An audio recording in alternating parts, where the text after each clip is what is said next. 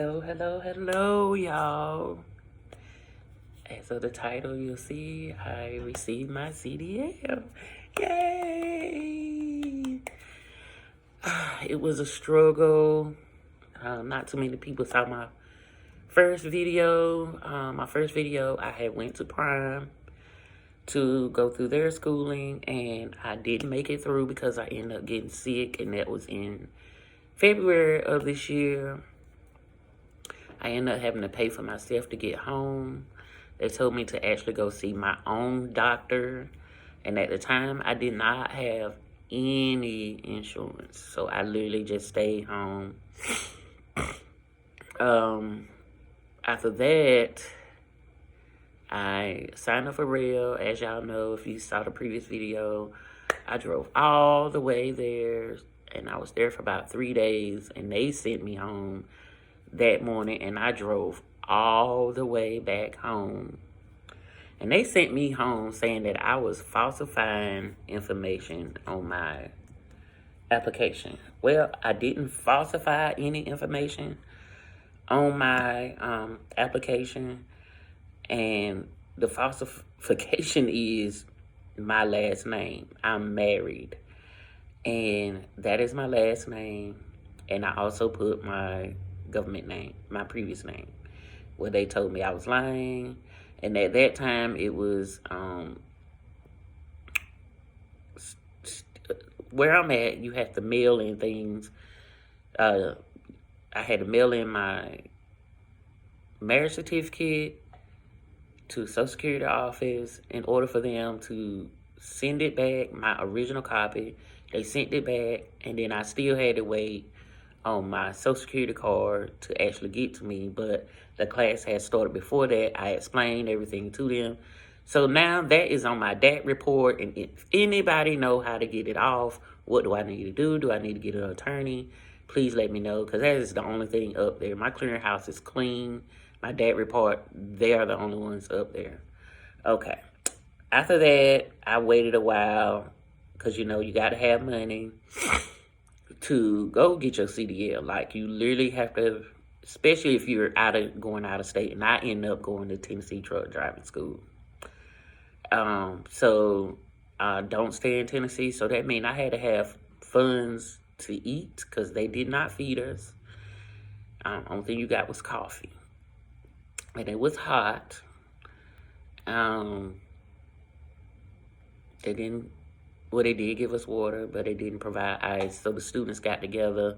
As y'all know, McDonald's do sell bag ice for $1. And so that's what we did. We got bagged ice, crushed ice for $1. Okay, so instead of me being there, it's a 3-week process. And I was there 5 weeks. So the process is this. First week in class, whether you had your CLP or not, you still have to go through CLP a full week of class. Those that came without theirs, they send them back home or to their state and get their CLP so they can move on to week 2. Okay, so I already had mine. So Thursday and Friday, like, he really taught our class fast. So, and we had to take a drug test, not a hair follicle test, just a regular drug test. So Thursday and Friday, I really didn't have anything to do. I literally sat outside the trailer and watched people on week 2 pad, because it's side by side. Because we had to wait on the students to come back. I think there was like 3 of us in the class that actually did come with our CLP. We had a big class. Few of them fell out because they needed to clean themselves up. And they did. They let you know ahead of time, hey, that CBD does show. If you smoking anything, don't think 24 hours you're going to clean yourself. You know, now you could go to Walgreens, Walmarts, and get the test yourself, just to make sure that you're clean before you start the process of taking a drug test, because you don't want this on your clearinghouse, and it's for 10 years. So a couple of people did drop out for that, but they are, I'm pretty sure they're back by now. They should be clean. So week 1, Saturday and Sunday, we had off. So Saturday and Sunday, I literally just rode to Walmart Ordered my contacts. Did some little grocery shopping because they do put us in. They said it on the sign. It says townhouse. It's an apartment. And our apartment, I guess from back in the days, the pictures y'all see online, I didn't take any pictures. It was filthy, but now it's pretty much clean. The carpet is clean. They have someone that comes in there every day to check to make sure it's clean. They do clean the carpets. Our furniture was clean. We sat on the back deck. If you want to smoke, we had a back deck that was up. We shared the kitchen and everything else. We had a full bath upstairs, half bath downstairs, had a TV. It's just a regular, like you're going to college settings. No major stuff in the home. We had two full-size beds in each room. They provide the feeding sheet and the blanket and the pillowcase, or you can bring your own, which is fine. They have closets. I have the little dresser beside each bed. And both rooms are just like that. Have air, not no window units. We have central air, central heat. So it was great, and plus it was 4 women in the house, and we all, at the house I was in, we literally all got along. I got there, I watched, it was just one female in the house, which is Jazz. Oh my God, I love her to death. She was young, and people kept talking her out of getting her CDL.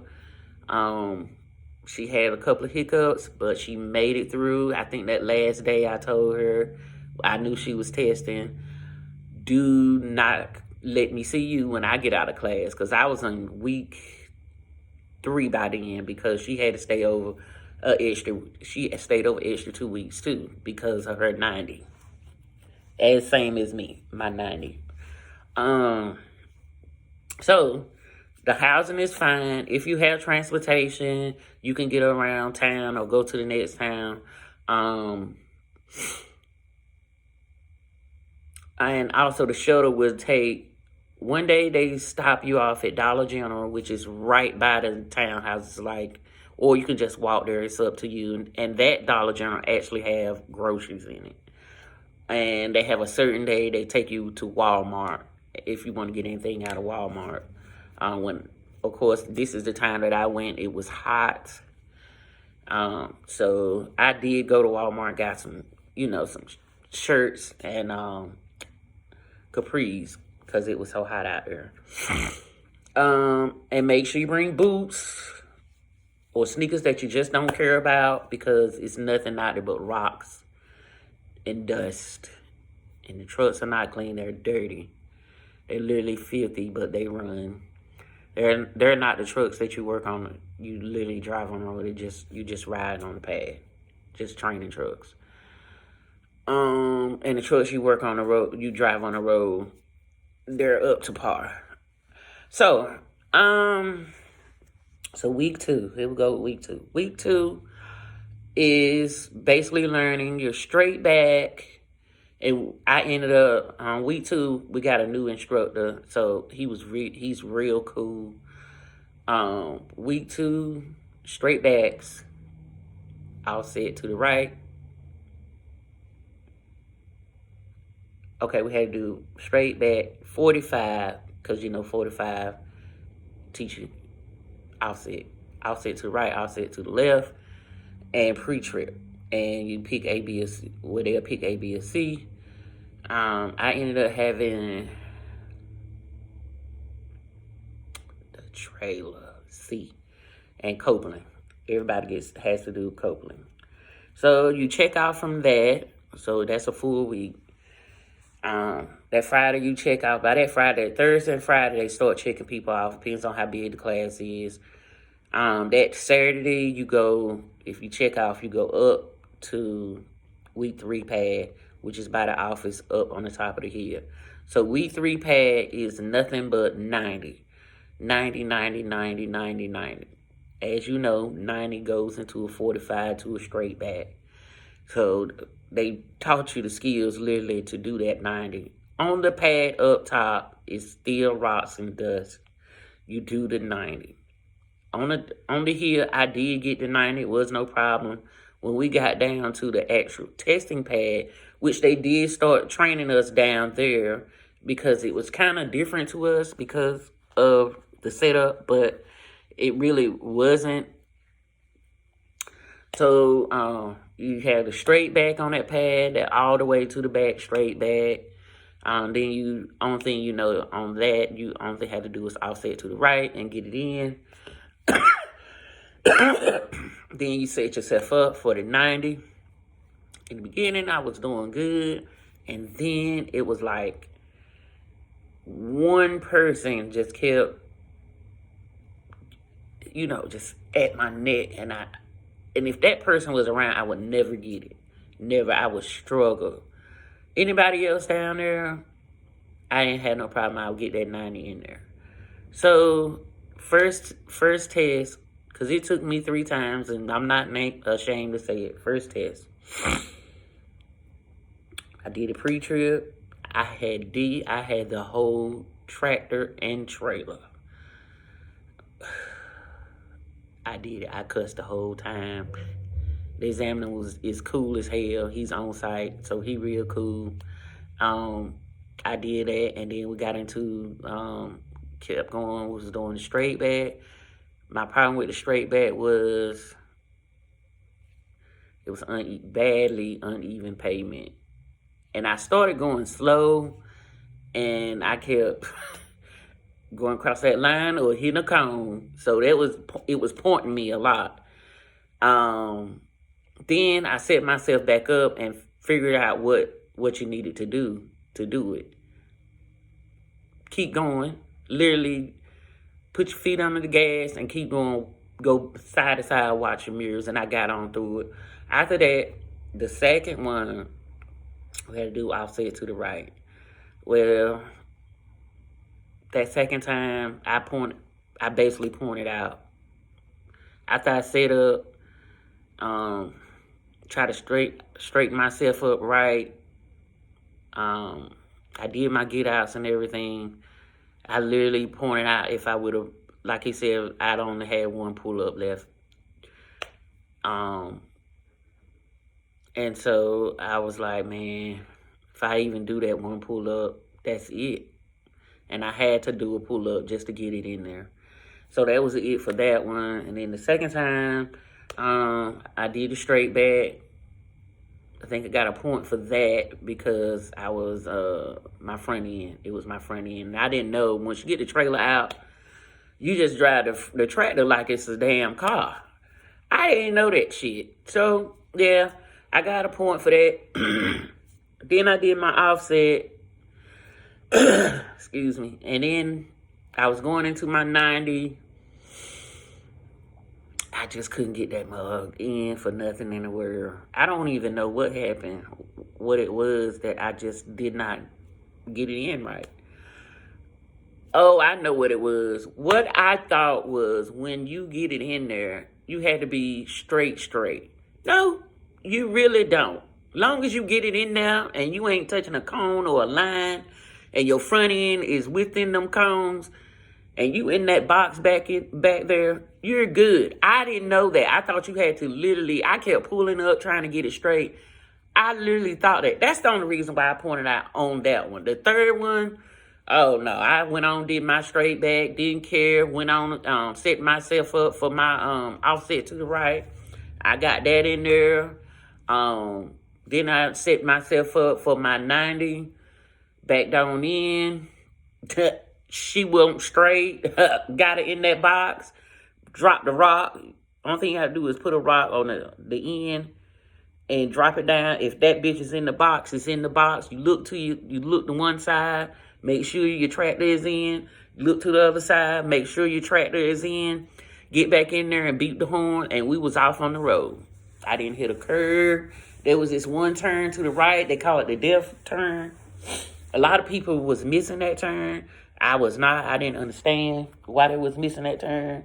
The turn literally was, I think the back tandems always hit the curve.